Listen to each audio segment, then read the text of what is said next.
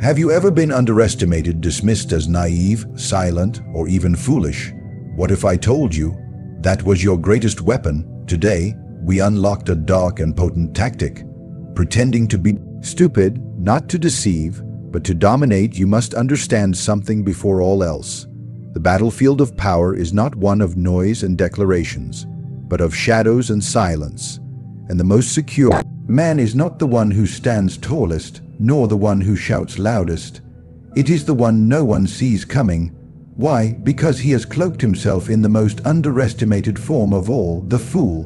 When you walk into a room with ambition in your eyes, when your thoughts are sharp and your speech refined, you set off alarms in the hearts of men. They fear you, and what men fear, they seek to destroy. In a world filled with egos, there is no quicker way to make enemies than by being too competent, too eloquent, too clever. Your intelligence becomes a threat, your insight an offense. Even your silence becomes dangerous if it appears strategic. But when you appear simple, perhaps even naive, there are no sirens, there is no fear, there is only disregard, and that is a gift. You see, when others think you are weak, you gain the advantage of invisibility. You are no longer a competitor in their eyes. You are no longer part of the race. You become background noise, and the man in the background is the man who sees everything. In the courts of Florence, I observed how the most dangerous men were not the generals or the grand orators, but the quiet ones, the ones who asked questions. Instead of making statements, the ones who seemed unsure, a little slow, maybe too kind. They were rarely suspected, they were not envied, and so, while the rest fought for the spotlight, these men studied every move, every player, every secret whispered behind wine and drapery, and when the time came, they acted with devastating clarity. Understand, the crown does not go to the man who charges first, it goes to the one who arrives when no one expects him. It is easier to move when you are not being watched. It is easier to rise when no one is pushing you down. Most men are ruled by pride. They want recognition. They want to be seen as wise, brilliant, dominant.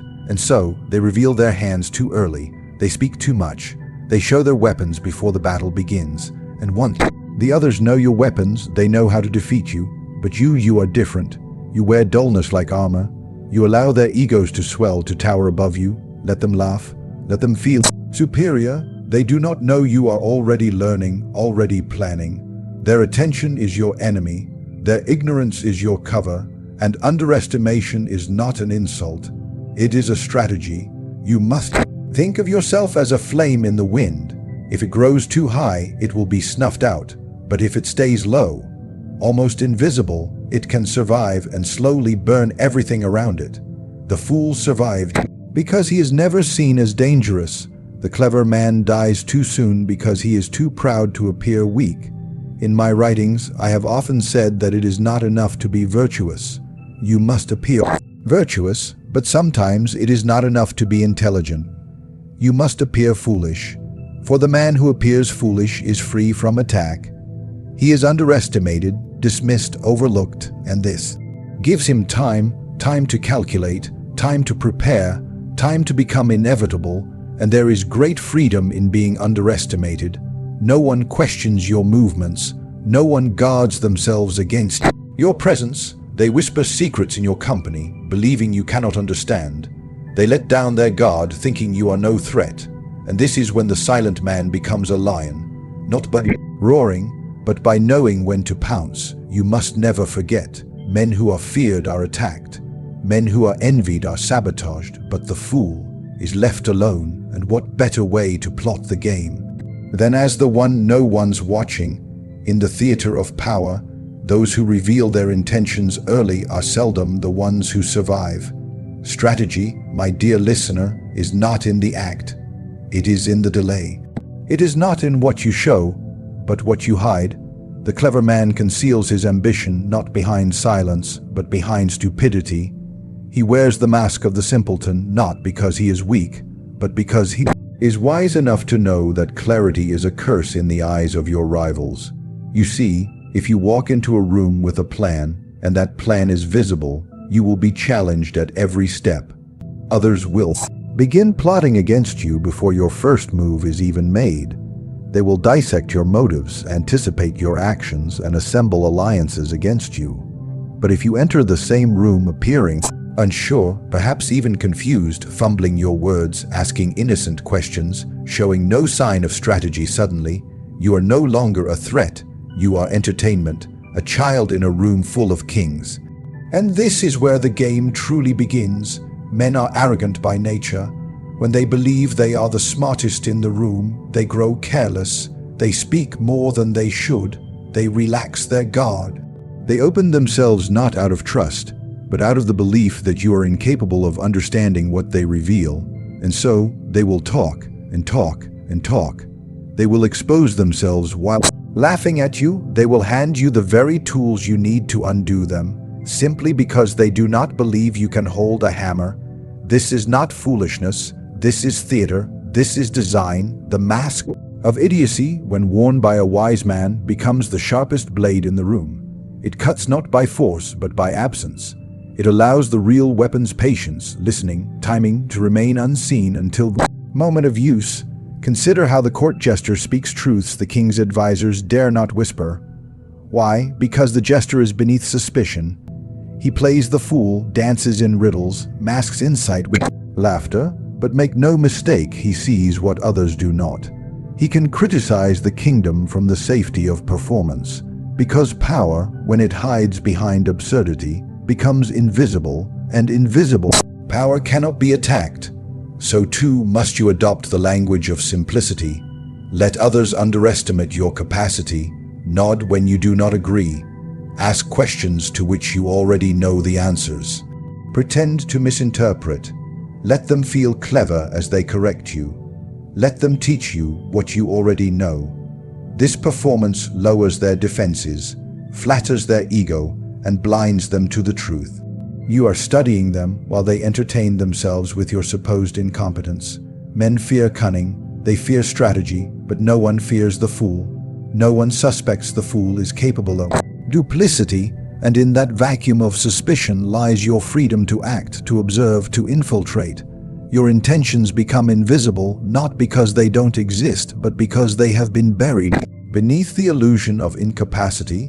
This tactic is not passive. It is a slow dance, a calculated erosion of your enemy's perception. Every time they assume you are not capable of understanding, they show their own hand. Every time they believe they have outsmarted you, they reveal their next move.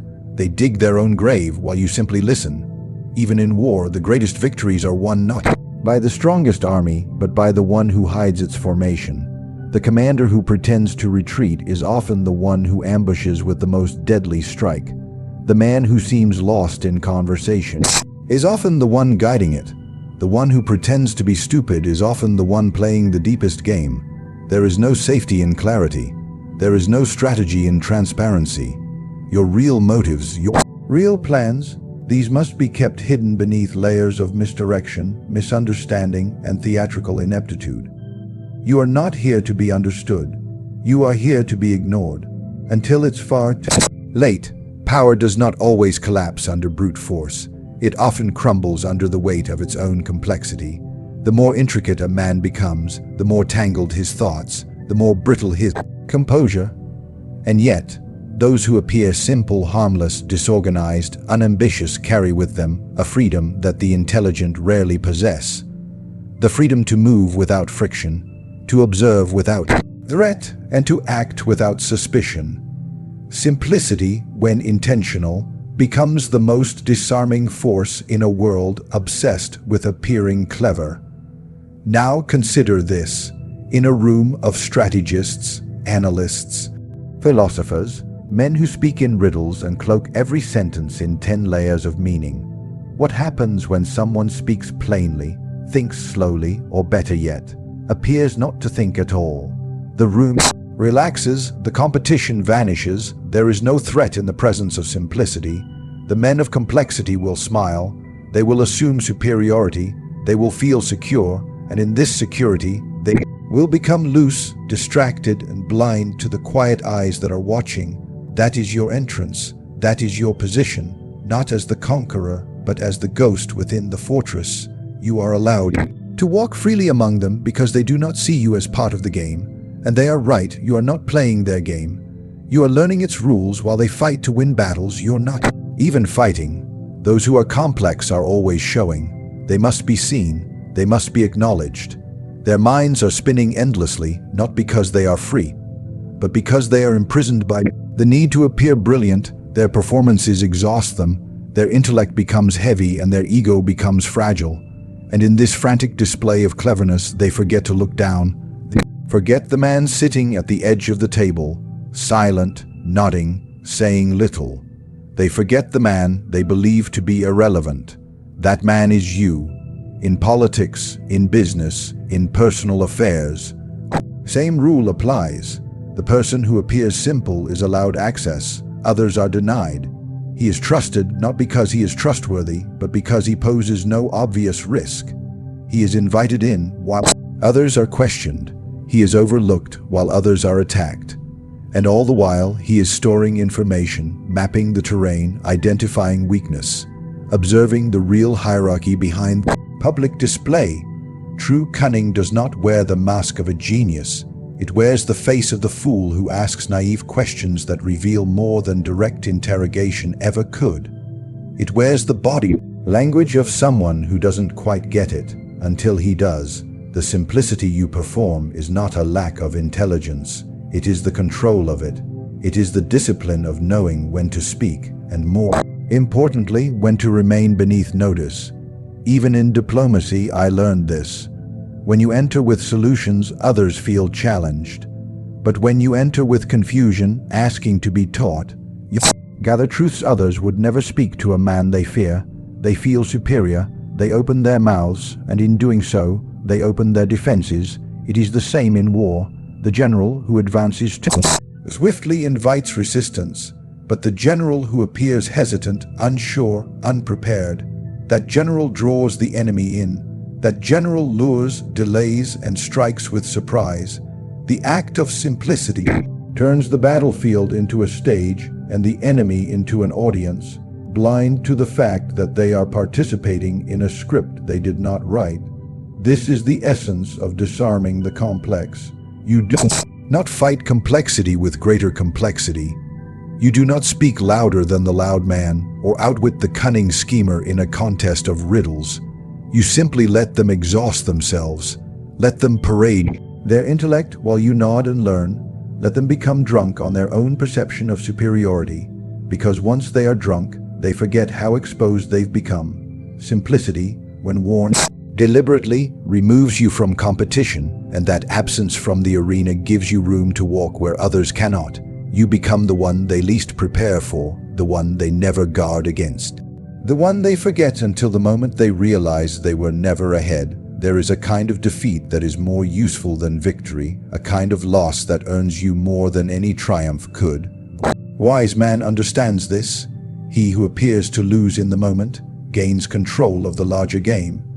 And to those who grasp the art of power, it becomes clear that a carefully orchestrated failure is more dangerous than an obvious win. It is not always about winning the battle.